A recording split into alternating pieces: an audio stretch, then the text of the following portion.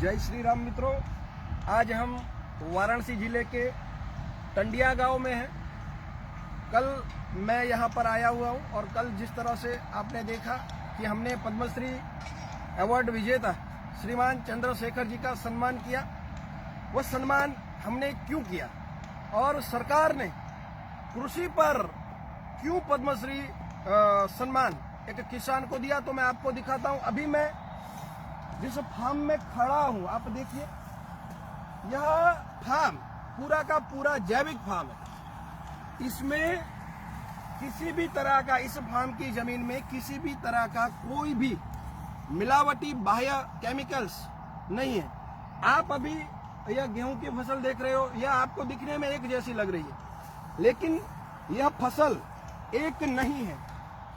यह चंद्रशेखर जी का research farm है। यहाँ पर अलग अलग वैरायटी के सैकड़ों गेहूं लगे हुए हैं जो अलग अलग वैरायटी के हैं। यहाँ से उन गेहूं पर संशोधन होता है, उस गेहूं की कितनी साइज होगी, बीज की साइज कितनी होगी, खाने के बाद यह रोटी का इसमें कैसा टेस्ट आएगा, यह सब इसी फार्म में देखा जाता है। छोटे छोटे कियारों में अलग अलग वैरायटीज के गेहूं बोकर उनके ऊपर पूर्ण रूप से संशोधन करके फिर उसको आगे मार्केट में बेचा जाता है। यह अभी यूपी की धरती है, उत्तर प्रदेश के वाराणसी की धरती है, लेकिन यहाँ से यह भी देखा जाता है कि यह गेहूं जब गुजरात में जाएगा, महाराष्ट्र में जाएगा, वहां की जमीन में कैसे उगेगा, उसका ध्यान रखकर यहाँ पर गेहूं के ऊपर संशोधन होता है, चावल के ऊपर संशोधन होता है, दाल के ऊपर संशोधन होता है, और वह संशोधन जब सफल हो जाता है तो वो आगे मार्केट में पहुंचता है। वसुंधरा रिसर्च फार्म के नाम से ये एक बड़ी फार्म कंपनी भी खेती के जो भी चीजें, उसकी एक फार्म कंपनी भी ये चला रहे हैं वसुंधरा फार्म को लेकर।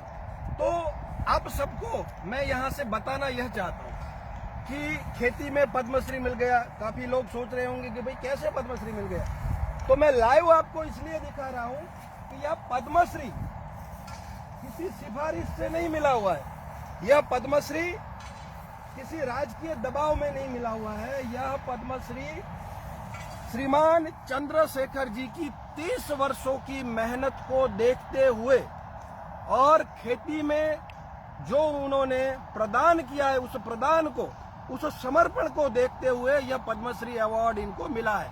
पिछले 30 वर्षों से श्रीमान चंद्रशेखर जी जैविक खेती कर रहे हैं। जैविक खेती का अर्थ होता है कुदरती माहौल में, कुदरत के अनुरूप खेती होती है, उसमें किसी भी तरीके का बाह्य पदार्थ, जैसे कोई केमिकल्स होता है, जैसे यूरिया होता है, डीएपी होता है, उसका मिश्रण यहाँ पर नहीं होता है।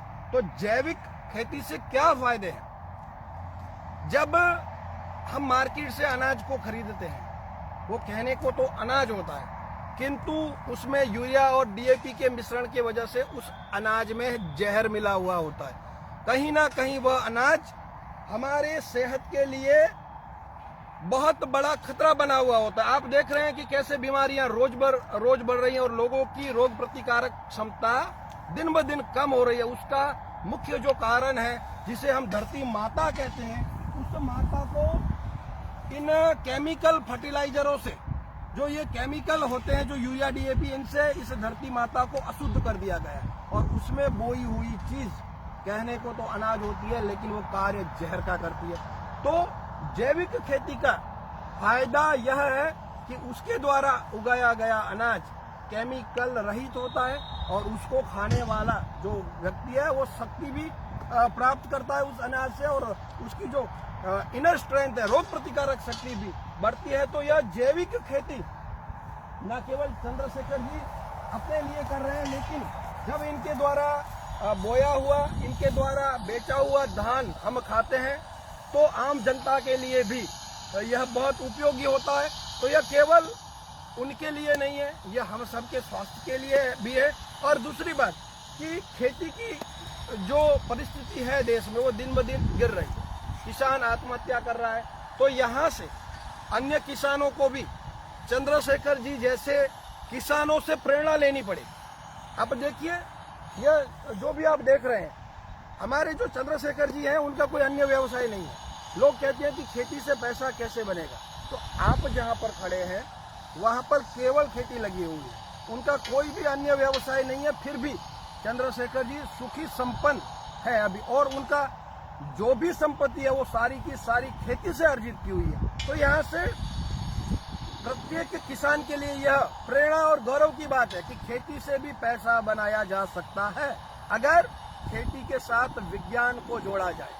केवल किसान होकर नहीं, हर किसान विज्ञानी बने, हर किसान विज्ञान के अनुसार अगर खेती करेगा तो उसके लिए खेती से भी पैसा बनेगा, और खेती भी फायदा देती है, और खेती से भी पद्मश्री मिलता है।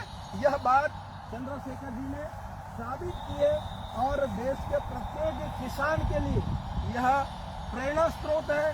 तो आज हम जिस फार्म में खड़े हैं, और 2 दिन से मैं यहाँ काशी आया हुआ हूँ, तो उसका जो मेन रीजन है, उसका जो मुख्य कारण है, वह मैं भी एक किसान का बेटा हूँ, मेरी भी किसानी है।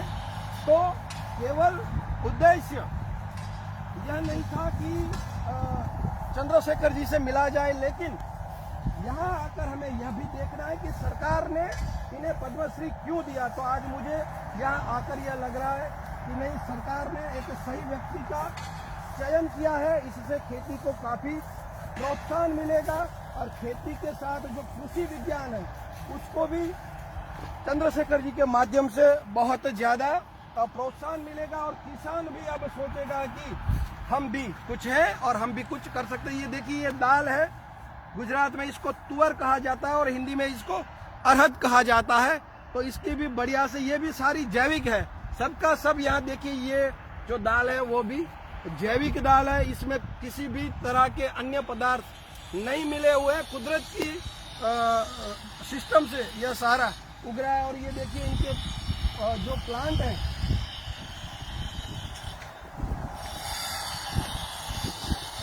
जहाँ पर अनाज प्रोसेस होता है, बीज बनता है, ये सारे प्लांट है। यहाँ पर गेहूं, चावल, दाल और अन्य कई प्रकार के जो अनाज है, धान है, उसको रिसर्च करके उसका बीज बनाकर वसुंधरा एग्रीकल्चर के नाम से उसको आगे बेचा जाता है, मार्केट में डाला जाता है। तो देखिए, एक उत्तम किसान और उसकी उत्तम खेती को देखकर हमें आनंद हो रहा है, और हमें यह भी लग रहा है कि इस देश में खेती का और किसान का भविष्य धुंधला नहीं है। उसका भविष्य, खेती और किसान दोनों का भविष्य इस देश में उज्जवल है। यह चंद्रशेखर जी को देखकर उनसे हमें प्रेरणा मिलती है।